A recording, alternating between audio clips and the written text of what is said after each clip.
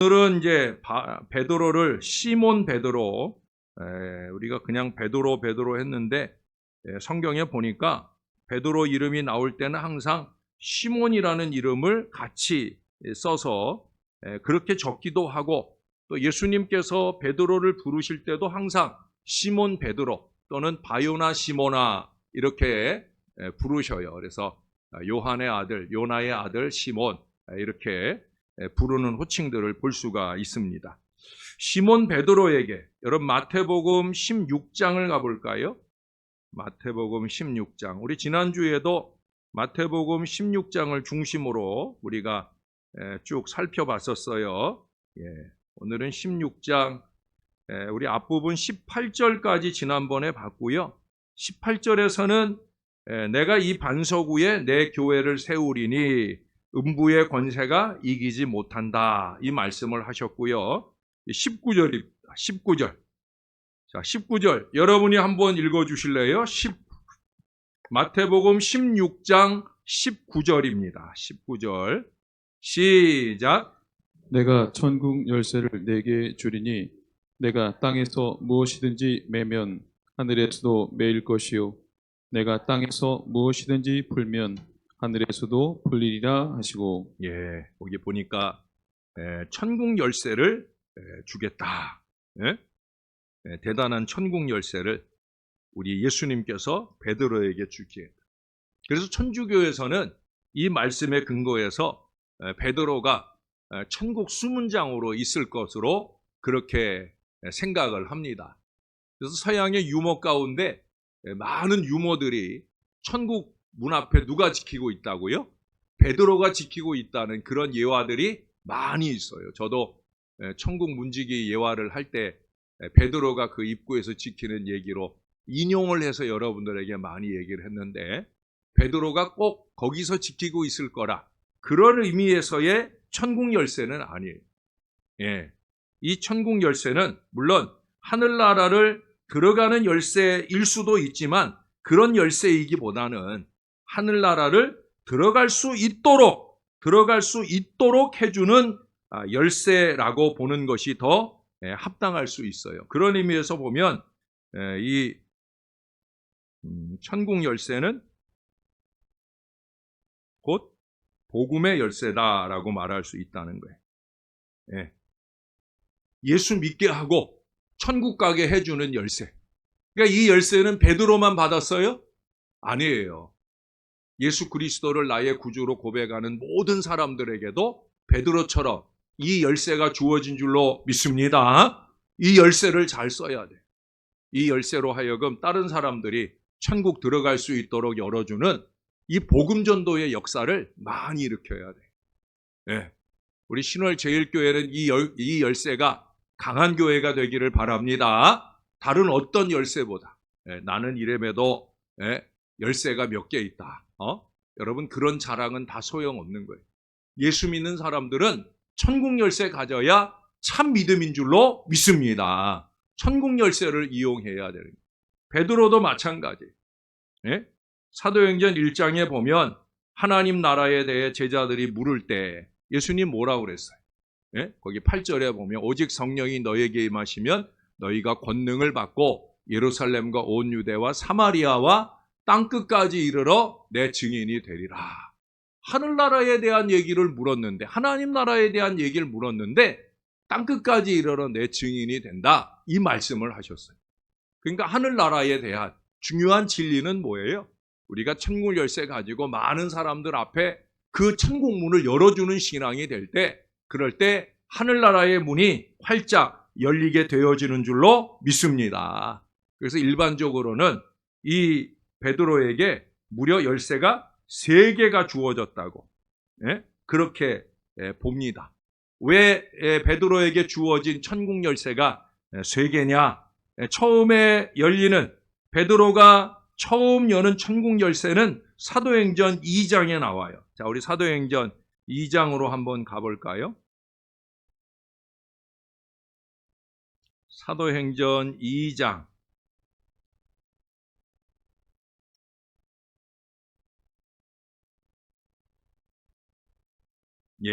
2장 14절.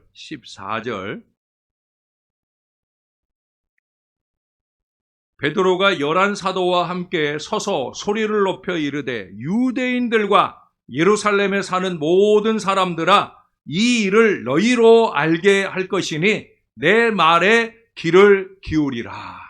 이 말씀이 첫 번째 천국 열쇠, 그 천국 열쇠를 사용해서 천국문을 착착 열어주는 거예요. 누구를 향해서? 첫 번째 열쇠는 유대인들을 향해.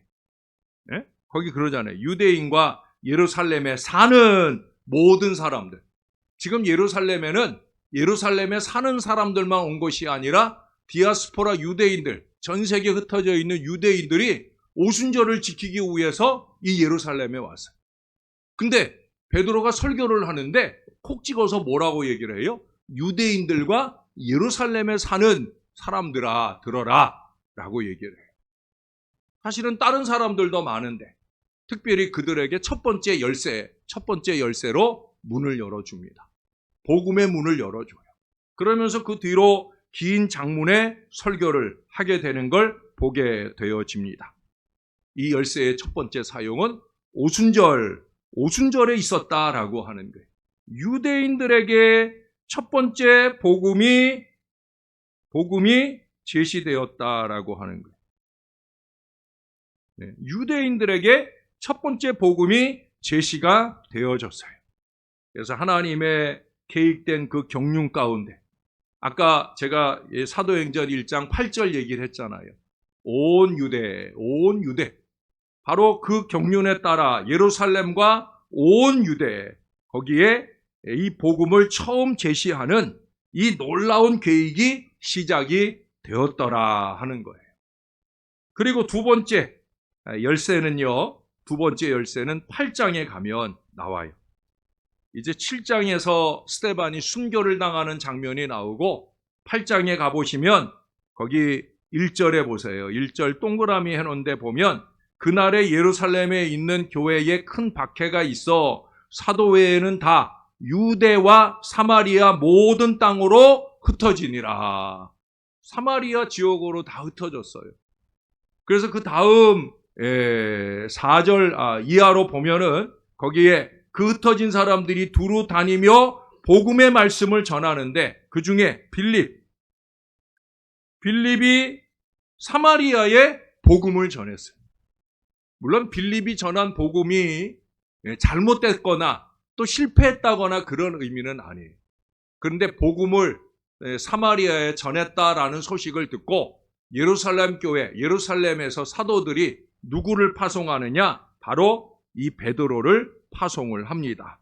그래서 그 밑에 보면은 9절의 말씀에 가보시면 9절 이하의 말씀에 가보면 거기 시몬의 이야기도 나오고 그 뒤로 14절 예루살렘에 있는 사도들이 사마리아도 하나님의 말씀을 받았다 함을 듣고 베드로와 요한을 보내매.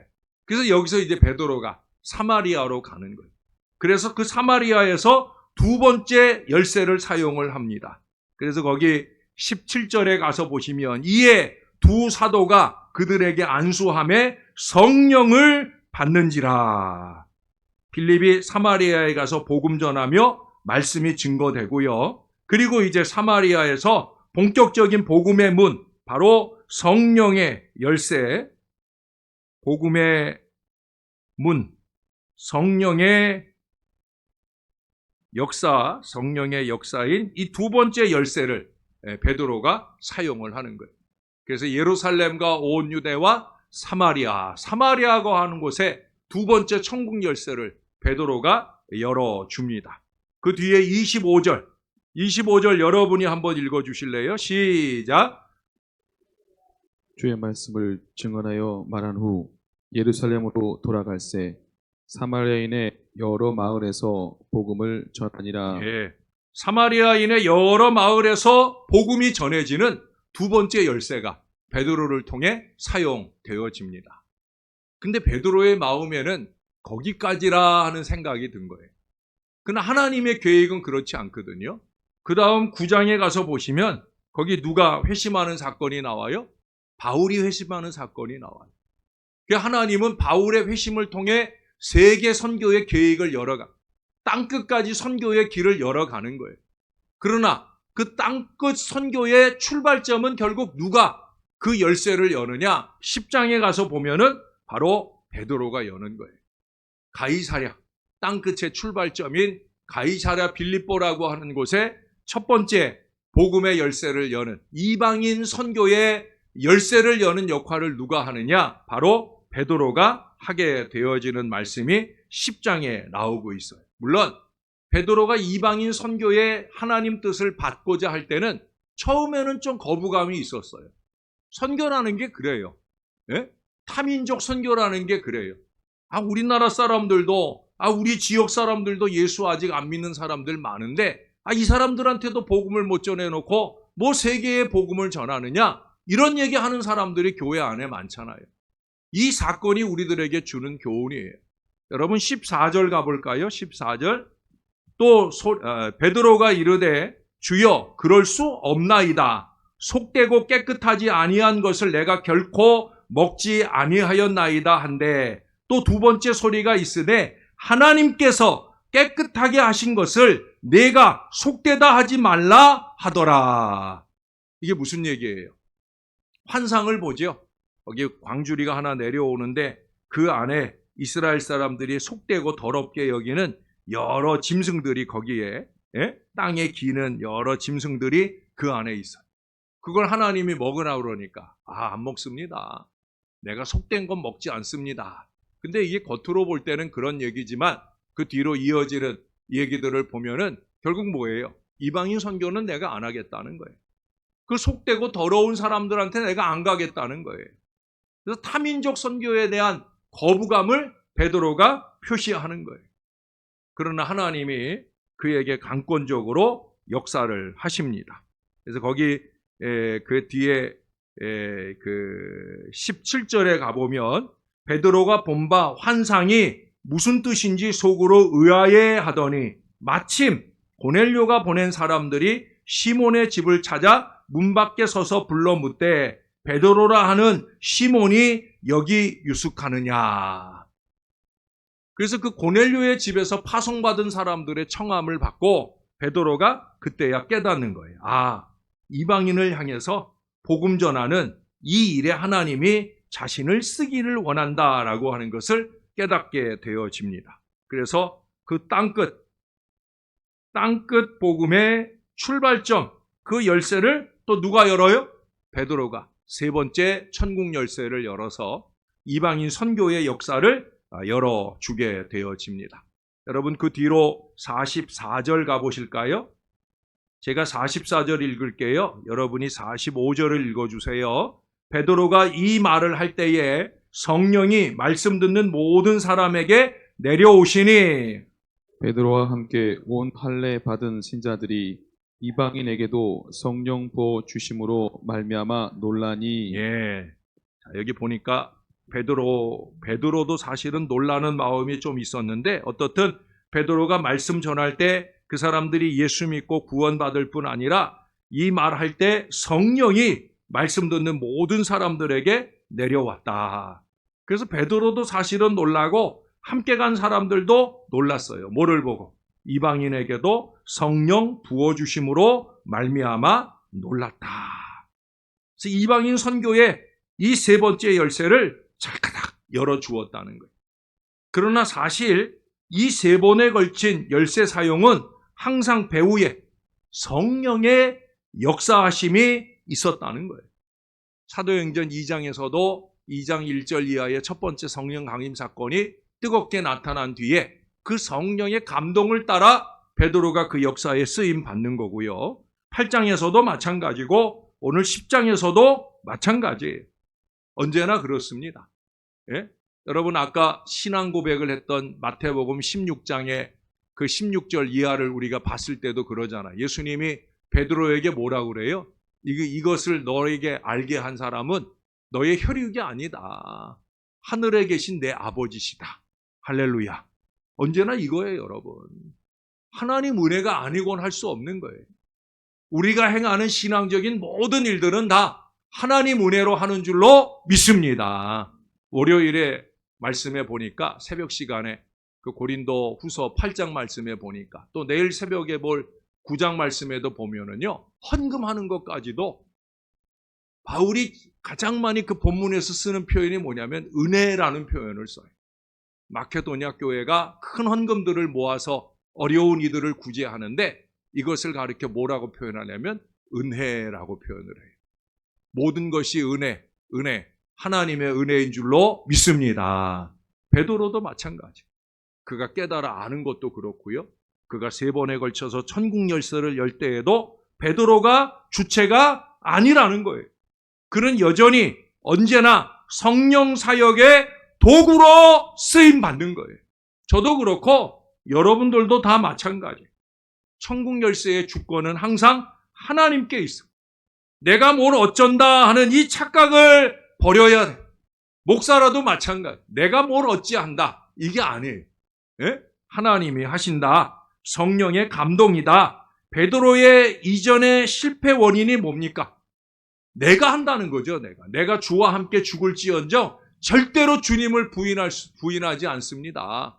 베드로가 자신만만한 그 어리석음을 가졌었어요. 근데 내가 하는 거예요? 아니잖아요. 나중에 요한복음 21장에서도 보면 베드로가 뭐라고? 내가 주를 사랑하는 줄 주께서 아시나이다. 이게 깨달은 사람의 고백이에요. 내가 하는 게 아니란 말이에요. 예수님 부활 이전에는 자기가 뭘 하는 줄 알았어요. 대단한 고백을 하고 친구들이 옆에서, 다른 제자들이 옆에서 와, 베드로는 대단해. 그럴 때마다 어깨도 우쓱했을 거예요. 아니에요, 여러분. 아니에요. 하나님이 하게 하시는 거예요. 내가 주를 사랑하는 줄 주께서 아시나이다. 이 고백을 드려요. 다시 말해 주님의 판단에 맡겨요. 주님의 인도하심에 맡겨요. 그래서 베드로가 위대하게 쓰임받는 역사가 펼쳐지게 되어진다는 거예요.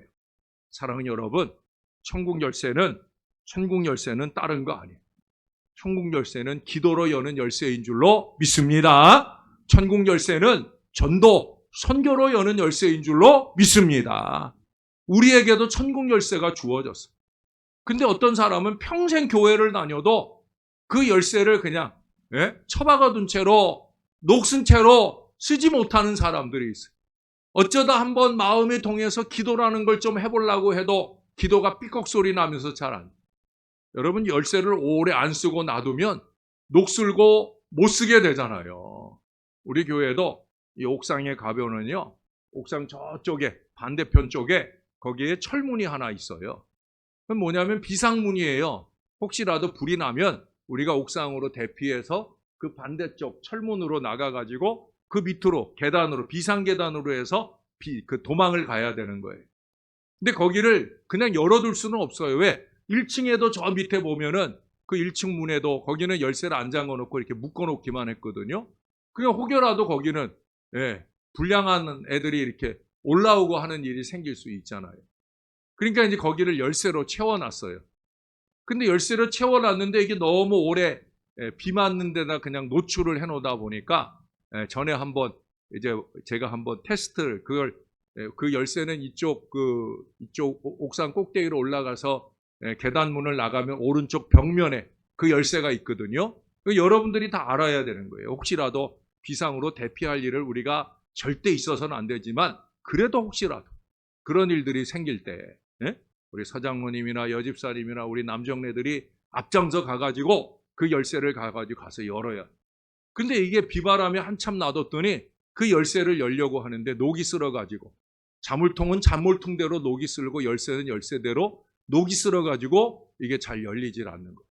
그럼 만약에 비상사태가 터지면 이게 얼마나 큰 위험이에요. 열쇠는 있어요. 있는데 열리지 않으면 소용이 없는 거예요. 소용이 없는 거예요. 그래서 대번에 제가 새로운 자물통 열쇠를 사다가 거기에 다시 채워놓고 이번에는 비닐로 꽁꽁 싸놨어요.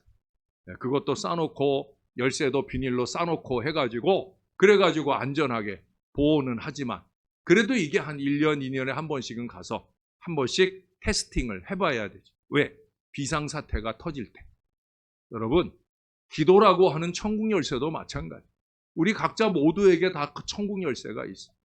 근데 베드로처럼 그 적절한 시기를 만났을 때 그 열쇠를 열 줄 아는 사람이 돼야 되는데 이게 뭐 한 주간 내에 가도 기도 한마디 제대로 못하고 살다가 이제 기도 인도할 때가 되어서 기도한다고 하면 그 기도 척 들어보면 알잖아요. 저 사람이 한 주간 동안 기도 생활을 제대로 한 사람인지, 지난번 기도하고 2달, 3달 지나도록 기도 생활을 제대로 한 사람인지 안 한 사람인지 척 들어보면 알지 않겠어요? 열심히 잘 적는다고 기도가 잘 되는 게 아니에요. 기도 생활이 돼야 무엇보다 살아있는 기도, 능력 기도, 이 기도의 열쇠를 가진 사람이 돼야 신앙을 하자면, 교회의 중직자라면, 목회자라면 기도의 열쇠가 항상 기름칠이 되어 있어야 될 줄로 믿습니다. 베드로처럼 써야 될 때, 지금이 첫 번째 열쇠를 열 때야. 기도만 아니에요. 전도도 마찬가지. 전도도 오래 하면 하되 오래 안에 하면 되지. 여러분 그런 마음이면 오래 다 지나도 못해. 지금부터, 오늘부터 계속해서 열심히 두들기고 찔러보고 열어보고 계속해서 우리가 열심 내어질 때 하나님의 위대한 역사가 펼쳐지게 될 줄로 믿습니다. 열쇠를 써먹어야 돼요. 열쇠를. 베드로에게만 주어진 천국 열쇠가 아니에요. 저에게도 있고 여러분들에게도 있고 뭐 목사에게만 뭐 특별히 있다만한 열쇠가 있는 게 아니에요. 제 열쇠나 여러분 열쇠나 똑같은 크기예요. 그러나 얼마나 이 열쇠에 간절함이 묻어 있느냐, 또 이 열쇠를 자주 사용하느냐. 목사의 기도가 죄송하지만 여러분들 기도보다 능력 기도가 되는 이유는 자주 쓰니까. 그래서 이 열쇠를 열 때마다 찰크닥 잘 열리는 줄로 믿습니다. 안 믿으면 말고 뭐. 여러분 열쇠를 자주 쓰시길 바라요. 내게도 열쇠가 있다. 이 열쇠 가지고 나도 기도의 빚을 갚는 사람, 목회자를 위해 기도하고 이 나라를 위해 기도하고 교회 부흥을 위해 기도하고 내가 전도할 대성자를 위해 기도하고 이 열쇠를 자꾸 써야 돼. 어떻게 써요? 성령의 지시를 따라. 그래서 영이 깨어 있어야 되는 거예요. 영이 깨어 있어야 열쇠를 사용해야 될 그 시기를 성령이 알게 해주시는 때, 그때 그 지시를 따라 그 열쇠를 쓰게 되면 기도는 기도대로 능력 기도가 되고 전도는 전도대로 열매 맺는 전도가 되어질 줄로 믿습니다. 베드로는 이렇게 복음 전파의 이 놀라운 결과들을 아름답게 결실해 갑니다. 예루살렘과 사마리아와 가이사랴 빌립보에 복음의 문을 열어 놓음으로써 그의 선교는 온전하게 성취가 되어집니다. 물론 거기서 멈추질 않아요. 그 시기의 땅끝이라고 하면 그 시기의 땅끝은 어디냐면 로마예요, 로마. 결국 베드로는 바울보다도 더 먼저 로마에 가요. 로마 교회를 세운 사람으로 알려지기도 합니다. 로마 교회 교인들을 위해 십자가에 거꾸로 못 박혀 죽기까지 해요. 로마 선교의 위대한 일꾼이에요. 그래서 로마, 거기 바티칸에 가면은 거기 성 베드로 성당이 있잖아요. 그 성당 지하에 이 베드로의 무덤이 있잖아요. 그만큼 교회의 반석으로 그가 그렇게 쓰임받게 되었다라고 하는 거예요. 그의 메시지가 변화가 되었어요. 회개하라 천국이 가까웠느니라. 이 메시지는 더 이상 유대인들만을 위한 메시지가 될 수 없다는 것을 알게 되었어요. 그래서 이제는 회개하라 천국이 가까웠느니라가 아니라 회개하고 주 예수를 믿으라. 예수 복음, 부활의 예수를 전하는 이 메시지의 변화가 이루어지게 되었다는 거예요. 그 메시지는 성령 하나님이 주신 메시지. 성령 하나님이 주신 메시지. 우리가 지난주에도 들었잖아요. 사도행전 4장이나 5장에 보면 계속해서 이 베드로를 억압을 합니다. 그 당시 대제사장이나 서기관들, 이들이 베드로더러 예수 복음 전하지 말라고 말해. 그러나 열쇠를 열었는데, 하나님이 열어주셨는데 말하지 않을 수 없잖아요. 내가 사람의 말 듣는 것보다 하나님 말씀 듣는 게 더 우선이 아니겠는가. 베드로는 이 얘기를 4장 19절에도 하고요. 5장 29절에도 해요. 저 역시도 마찬가지예요. 예, 사람의 말 듣는 게 제 사명이 아니에요. 제 사명은 하나님의 말씀을 듣는 게, 받은 바 하나님의 말씀을 여러분들에게 전하는 게 제 사명인 줄로 믿으시기를 바랍니다. 저는 감동받으면 전해요. 누가 뭐라고 하든 말든, 예? 혹시라도 우리가 억압받는 시대가 되어서 제 목에 칼이 들어와도 저는 저에게 주신 하나님의 말씀을 말하지 않을 수 없는 이 사명을 받고 여기 있는 거예요. 언제나 그래요. 베드로도 그 사명 가운데, 여러분 잊지 마셔요. 저에게도 여러분에게도 천국 열쇠가 주어져 있다. 이 열쇠를 열라 할 때 열고 닫으라 할 때 닫을 수 있는 거룩한 주의 사람들 될 수 있기를 바랍니다. 사실은 복음서 안에 이 베드로에 대한 이야기가 많이 있어요. 지금 우리가 꼽아본 내용들 말고도 많이 있지만 이게 다 일일이 다 찾아보기는 좀 어려운 거예요. 그래서 이제 전체적으로 중요한 내용들은 정리를 다 했고요.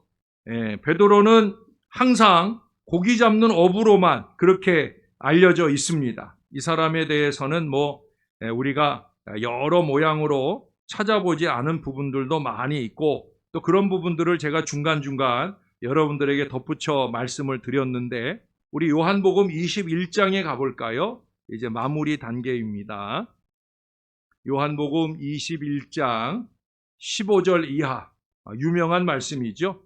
이제 이 디베랴 호스가, 디베랴라고 하는 말과 요한복음 21장입니다. 디베랴, 여기 요한복음에는 거기 나오지요. 디베랴라고 하는 말이 그 앞에 1절에, 그 후에 예수께서 디베랴 호수에서, 디베랴 호수는 어디라 그랬어요? 갈릴리예요, 갈릴리. 갈릴리 호수랑 같은 말이에요. 그 디베랴 호숫가에 3번에 걸친 질문을 하게 됩니다. 여기서도 15절에 보세요. 시몬 베드로에게 이르시되 요한의 아들 시몬아, 내가 이 사람들보다 나를 더 사랑하느냐 하시니 이르되 주님 그러하나이다. 내가 주님을 사랑하는 줄 주님께서 아시나이다. 이르시되 내 어린 양을 먹이라 하시고. 자, 여기서도 보니까 요한의 아들 시몬아라고 얘기를 해요. 베드로라는 이름이 없어요. 왜? 지금은 좀 흔들려 있는 상태니까. 베드로가 반석 같은 믿음으로 부활 주님을 만난 사람답게, 여러분 그 앞에 14절에 보세요. 이것은 예수께서 죽은 자 가운데 살아나신 후에 3번째로 제자들에게 나타나신 것이라. 자, 3번째라고 하면 앞서 2번은 베드로가 만났어요, 못 만났어요? 부활 예수님 만났어요, 못 만났어요? 만났어요. 그런데도 제자들과 함께 고기 잡으러 갔어요. 우리 지난주에 영상 봤잖아요. 설교하기 전에 영상 봤잖아요. 우리는 고기 잡으러 가겠다. 잠깐 놓아두었던 생계 유지를 다시 회복하겠다. 그게 이 어리석은 베드로의 모습이에요. 그 모습은 베드로라 할 수 없는 모습이죠. 그래서 예수님이 요한의 아들 시몬아라고 말씀을 하셔요. 그의 한계를, 인간적인 한계를 깨우치시는 거예요. 내가 이래봬도 베드로인데, 목사인데, 뭐인데 이 착각을 내려놓게 한다는 거예요. 여러분 나서지 말아야 됩니다. 선줄로 생각하는 자는 넘어질까 조심해야 돼. 근데 제대로 서지도 못했거든요.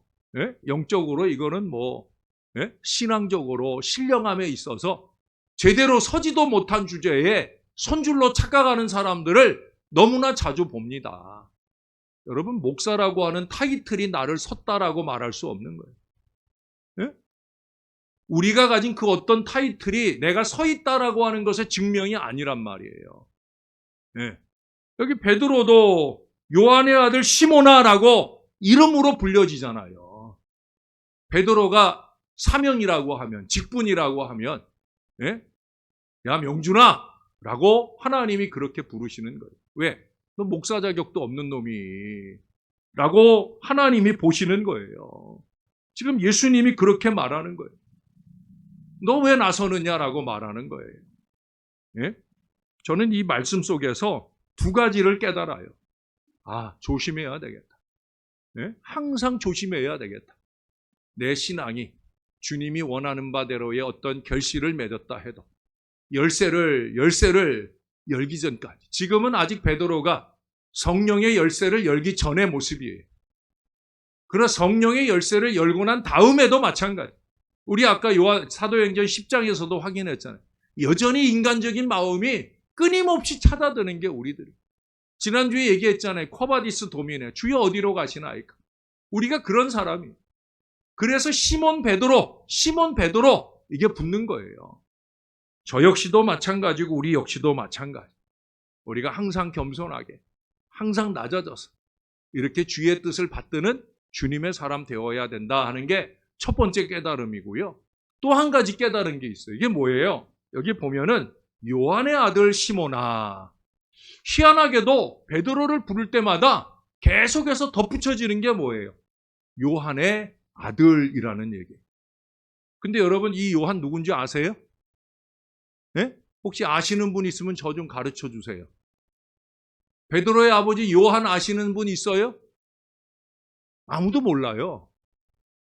베드로의 아버지 요한은 신앙적인 위인이 아니에요. 신앙적인 인물이 아니에요. 뭐 우리처럼 그래도 신월제일교회 직분을 가진 그런 우리 자식들, 그런 존재로서의 그런 부모도 못 되는 거예요.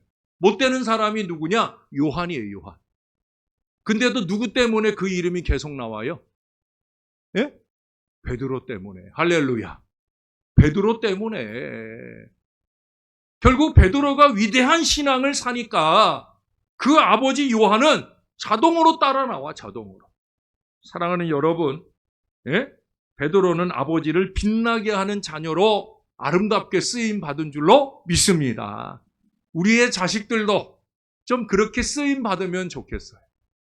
제가 전에 한번 얘기했죠. 그건 뭐 제 자랑이 아니라 제가 옛날에 우리 부모님들보다 다시 먼저 교회 다니기 시작한 건 저랑 우리 아우가 먼저 교회를 다니고 나중에 이제 우리 부모님들을 전도했다고 그랬지. 고등학교 2학년 때 우리 부모님들을 전도했는데 그때 사람들이 우리 부모님들을 서로에게 소개할 때 하는 말이 뭐였냐면 그 고등부 회장 그 김명준 그 아버지래. 어휴, 똑 닮으셨네.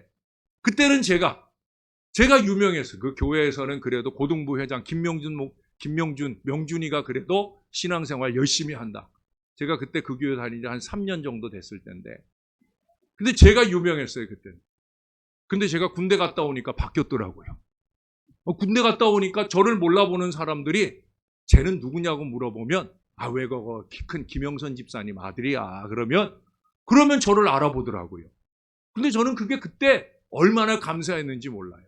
제가 군대 갔다 온 그 몇 년 사이에 이 아버지가 열심히 있게 교회 생활을 하고 계시다 하는 뿌듯함이 있었어요. 여러분, 이 뿌듯함이 우리 자녀들 때문에 느끼는 뿌듯함이 될 수 있기를 바랍니다. 이 말씀 붙들고 기도해야 돼요. 하나님, 우리 자식들이 소개될 때도 내 이름이 우리 자식들 때문에 빛나는 이름 되게 해달라.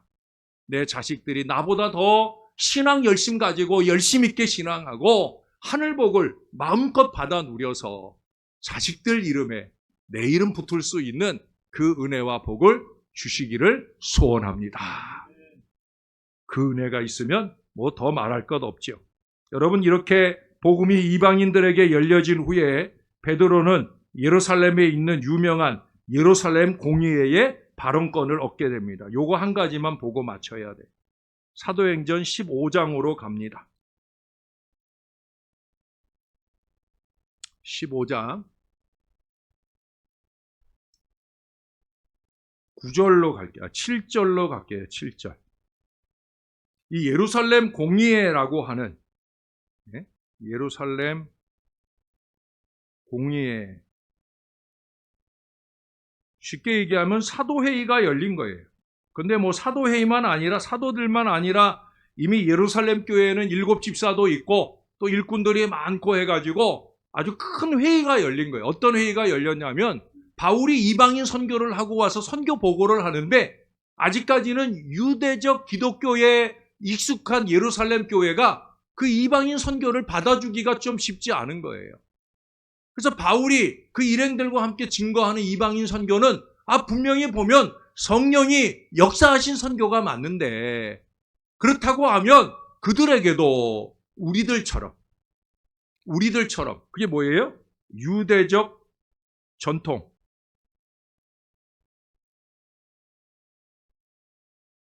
할례라든지 유대적 여러 가지 전통, 그들이 믿은 건 어쩔 수 없고 그러면 우리 유대적 전통을 그들에게 가르쳐서 그들도 그렇게 지키면서 살게 하자라는 얘기들을 하는 사람들이 있는 거예요.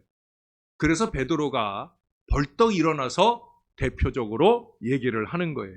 7절의 말씀에 가보시면 많은 변론이 있은 후에 베드로가 일어나 말하되 형제들아 너희도 알거니와 하나님이 이방인들로 내 입에서 복음의 말씀을 들어 믿게 하시려고 오래전부터 너희 가운데서 나를 택하시고 할렐루야.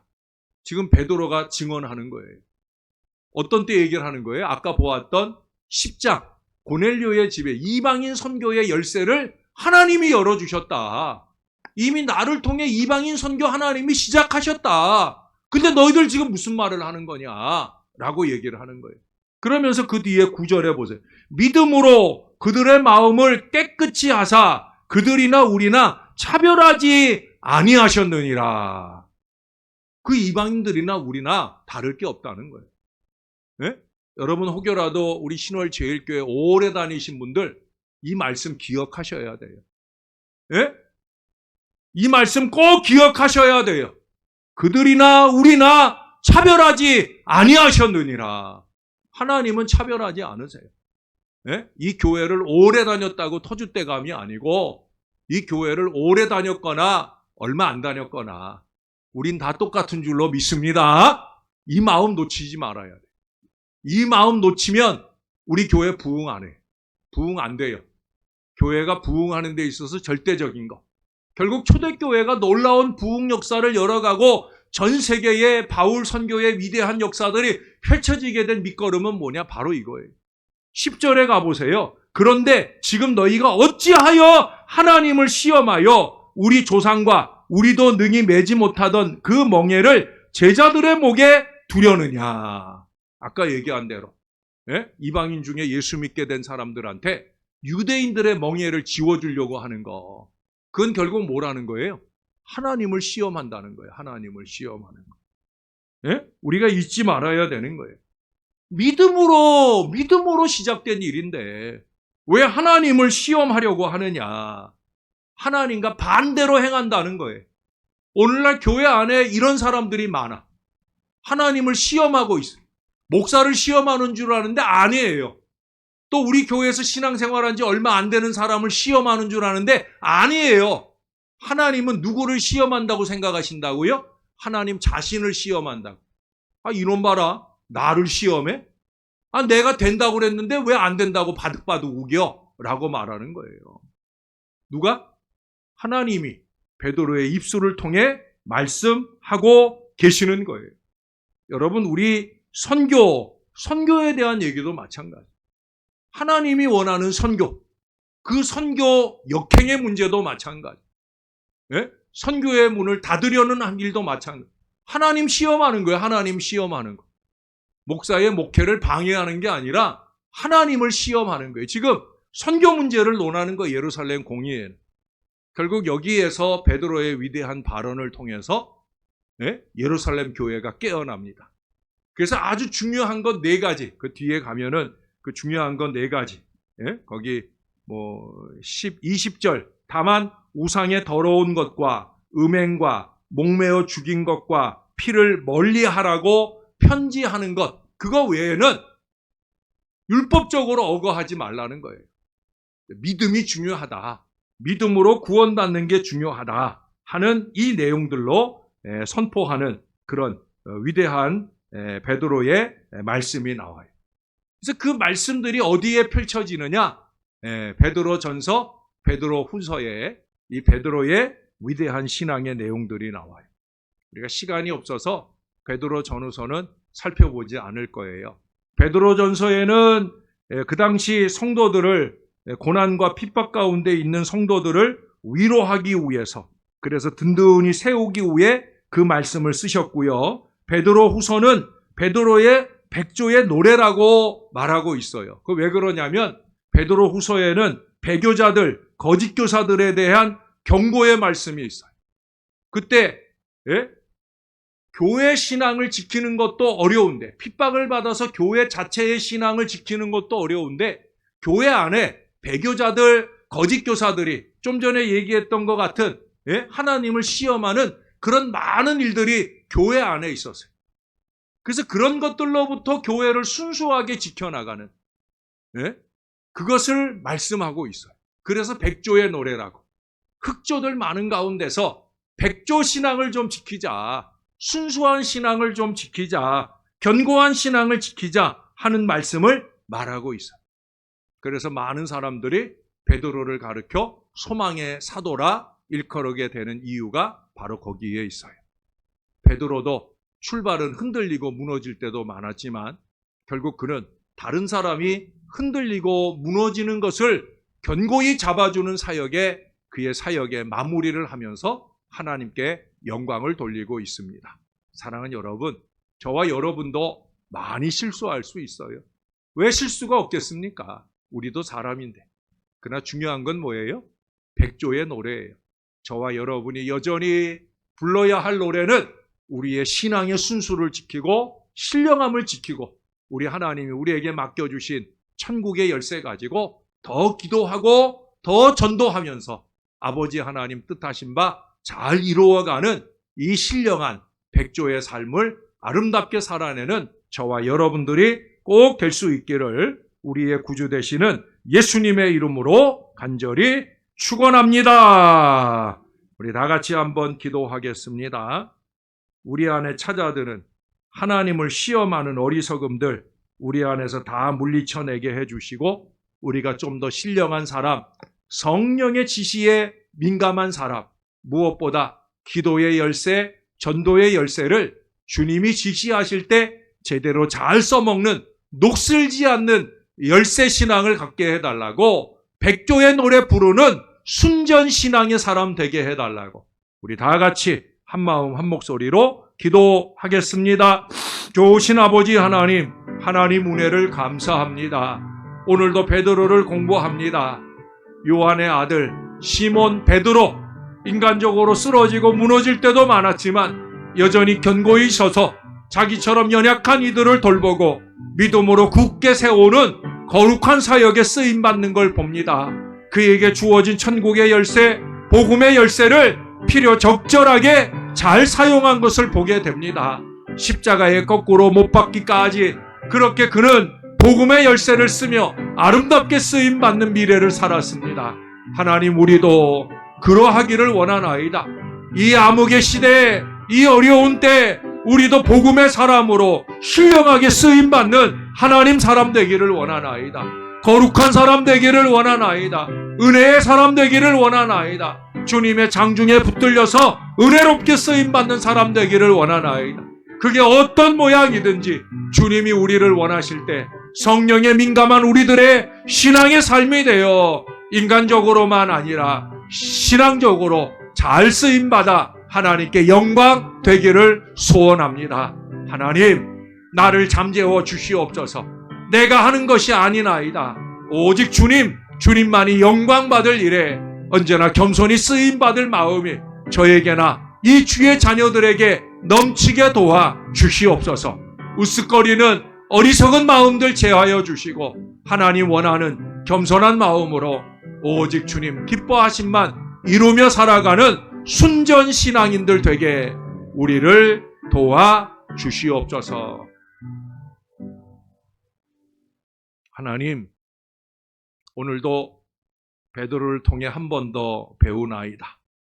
요한의 아들 시몬, 그것이 마지막까지 이 베드로를 부르시는 예수님의 호칭이었음을 기억하게 하옵소서. 우리가 이 다음에 천국 가서 하나님 앞에 섰을 때 우리의 어깨에 있는 계급장은 하나님의 안중에 없는 걸 잊지 말게 해 주옵소서. 그저 우리를 명준아, 아무개야 부르시면서 만나 주심을 잊지 말게 도와 주시옵소서. 우리가 우리에게 맡겨진 이 직분의 계급장 때문에 우쭐거리며 살지 말게 도와주시고, 우리가 사람들 눈에 띄게 무엇인가를 했을 때 그것 때문에 목사가 사람들이 알아줄 거라고 착각하지도 말게 해주시고, 무엇보다 우리 하나님은 그러한 모든 일들에 아무 관심 없다는 걸 잊지 말게 도와주옵소서. 우리의 마음엔 언제나 한 가지 마음, 아버지 은혜였습니다. 나같이 죽어 마땅한 사람을 구원해 주시고 이 놀라운 하나님의 일에 써주신 것, 아버지 은혜였습니다.